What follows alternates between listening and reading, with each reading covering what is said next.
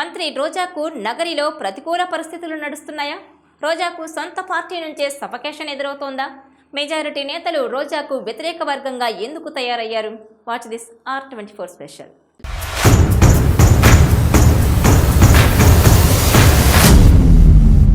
RK Roja YCP fire brand. ఎవరినైనా ఏ స్థాయి నేతనైనా ఎంత మాటైనా అనేయగలరని పేరు తెచ్చుకున్నారు. ప్రస్తుతం చిత్తూరు జిల్లా నగరి నుంచి మరోసారి తన అదృష్టాన్ని పరీక్షించుకుంటున్న రోజాకు ఈసారి కఠిన పరిస్థితులు ఎదురవుతున్నాయని టాక్ నడుస్తోంది. రోజా టీడీపీ తరపున రాజకీయాల్లోకి అరంగేట్రం చేశారు. 2004లో నగరి నుంచి టీడీపీ తరపున పోటీ చేసి ఓటమి పాలయ్యారు. 2009లో చంద్రగిరి నుంచి టీడీపీ తరపున బరిలోకి దిగి చిత్తయ్యారు. ఆ తర్వాత టీడీపీ నుంచి వైసీపీలో చేరిన రోజా 2014లో నగరి నుంచి పోటీ చేసి కేవలం 858 ఓట్ల తేడాతో విజయం సాధించారు. 2019లో మరోసారి వైసీపీ తరపున బరిలో నిలిచి గెలుపొందారు.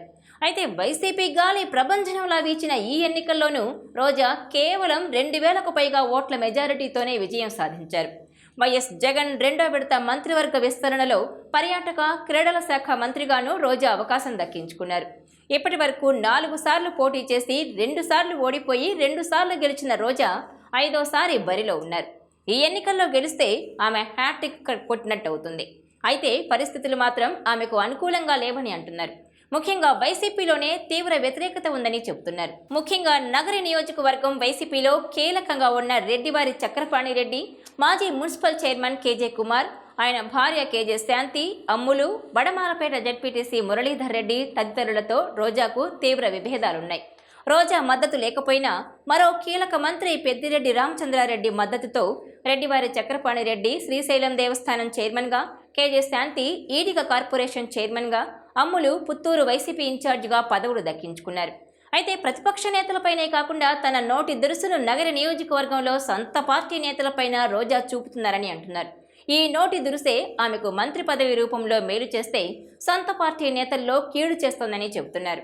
నగరి నియోజకవర్గంలో వైసీపీ నేతలను ఎంత మాట పడితే అంత మాట అంటున్నారని, దీంతో ఆమెపై అసమ్మతి పెరుగుతోందని పేర్కొంటున్నారు. ఈ నేపథ్యంలో అసమ్మతి నేతలంతా తాజాగా టీడీపీ తీర్థం పుచ్చుకున్నారు. వాస్తవానికి రోజాకు ఈసారి టికెట్ ఇవ్వొద్దని వీరంతా గట్టిగా డిమాండ్ చేశారు. సీఎం జగన్ను కలిసి విజ్ఞప్తి చేసిన రోజాకే జగన్ టికెట్ ఇచ్చారు. దీంతో అసమ్మతి నేతలంతా టీడీపీలో చేరారు. రోజాను చిత్తుగా ఓడిస్తామంటూ హడావుడి చేస్తున్నారు. ఈ నేపథ్యంలో వైసీపీ ప్రభంజనంలోనే బొటాబొటీ మెజారిటీతో గెలుపొందిన రోజా ఈసారి గెలుపొందడం అంత ఈజీ కాదని అంటున్నారు.